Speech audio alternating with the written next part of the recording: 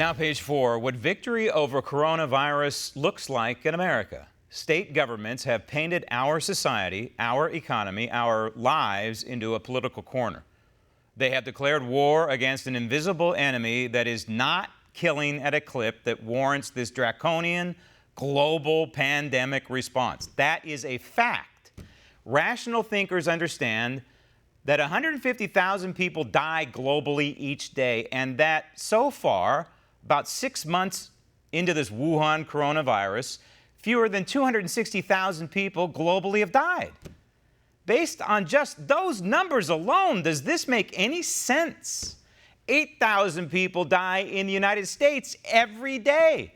60,000 died from the seasonal flu. So far, corona has killed about 71,000, mostly elderly, mostly obese, mostly people with pre-existing health conditions. What's more, that 71,000 number is not a statistically valid number. The actual number is maybe half. Yet, we have this massive lockdown, shutdown, blue state-led governmental response. The effective closure of our society, our country. We are operating at what, maybe half capacity right now? And these governors like Gavin Newsom and these mayors like Eric Garcetti come out for their daily televised scare sessions, their propaganda, with utter glee in telling residents that their liberty is stolen and that they must do whatever they tell them to do or else. And now they're saying we will never return to, quote, normal. Wow. What a thing to say to Americans, to human beings who have God-given unalienable rights. Where is the light at the end of the tunnel? How long can a country survive this unprecedented, massive, bi-coastal suspended animation? And the most important question, what does victory over corona look like? It's a question and a conundrum. So easy to order people to stay at home, right? And for Marxist socialists, it's so crucial to their anti-constitutional ideology.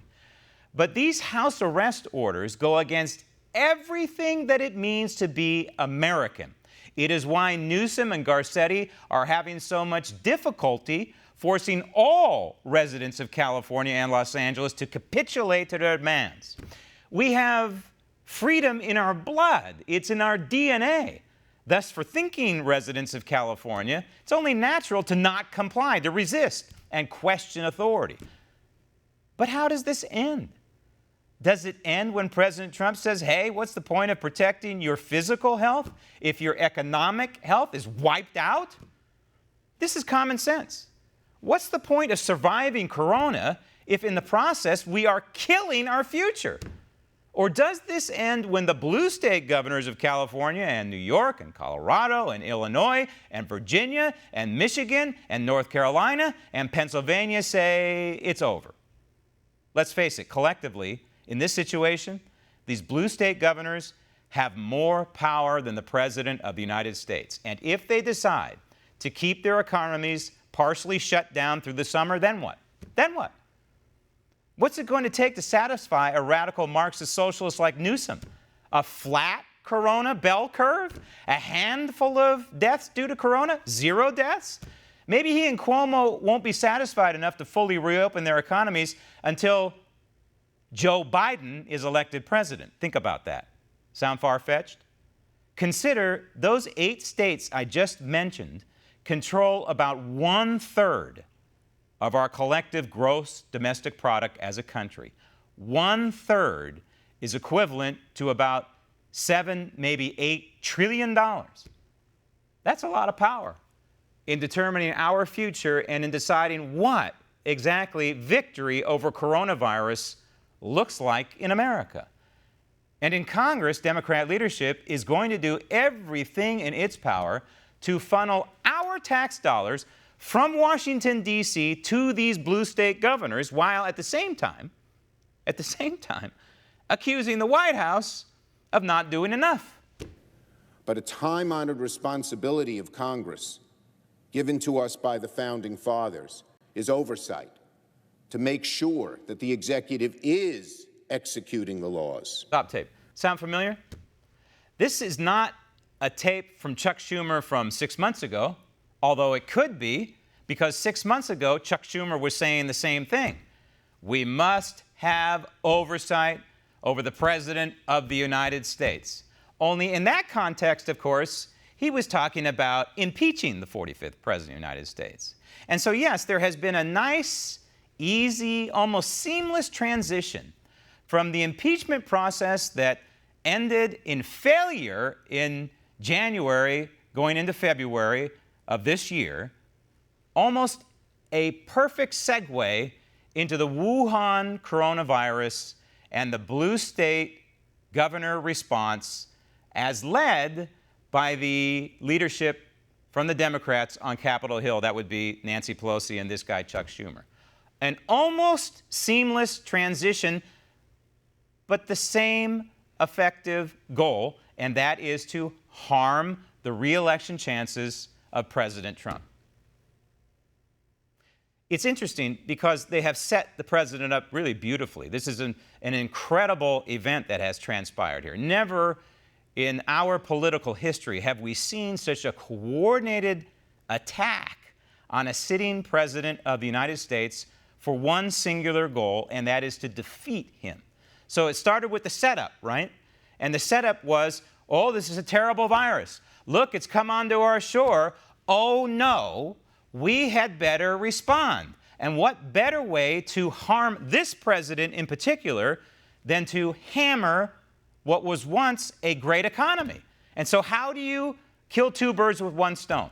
How do you have a political, governmental response to a virus and hammer a great economy at the same time? Well, you would start in California, wouldn't you? And then you would go to New York next. Between those two states alone, they have Donald Trump in an economic vice grip and now a political vice grip. And then, of course, the other states went along: Washington, Oregon, Colorado, Virginia, Illinois, Michigan, what am I forgetting? Pennsylvania, on and on and on.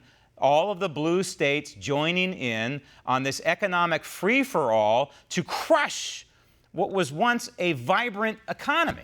So that's where we are. This was the setup. And don't tell me it wasn't political. Don't tell me it was based on the health and well-being of me. I don't believe that for a minute. I never will. I'll take it to the grave. So next we have the impossible task, right? And the impossible task is the president's response to the Wuhan corona. First, we need ventilators. We need ventilators. And then the president found ventilators. Next, we need hospital beds. And the president sent 2 ships to each coast, one to New York and one to Los Angeles. What happened? Empty. They weren't needed. They were sent back. And now it's testing. Testing, the moving target, right? The more you test, the more you're going to find the Wuhan coronavirus out there. It's a never-ending vicious circle. And Newsom and Cuomo know it, which sets up the next stage, and that is the fall. And you're already seeing it. They want Donald Trump, just like Jimmy Carter in 1979, 1980. He took the fall for the economy. They want, and of course Ronald Reagan was elected, thankfully. They want Donald Trump to take the fall for the Wuhan coronavirus. It's happening. It's happening right now. It almost makes me want to cry because apparently not enough Americans see through this like I do. And I have never lied to you, and I never will. I have never lied to you, and I never will. I don't like the way this is setting up for November. I have never lied to you, and I never will. I don't like the way this is setting up for November, the November election. It's 6 months from now. Schumer and Pelosi have clearly pivoted from impeachment to the corona response. It's going to be wall-to-wall all summer and going into fall blaming President Trump.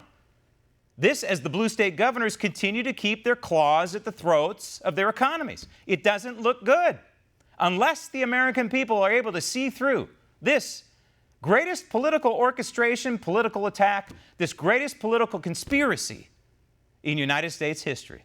Want to see more videos like this? Click on the link below and subscribe to One America News on YouTube, and call your cable provider and kindly demand that One America News is added to your lineup.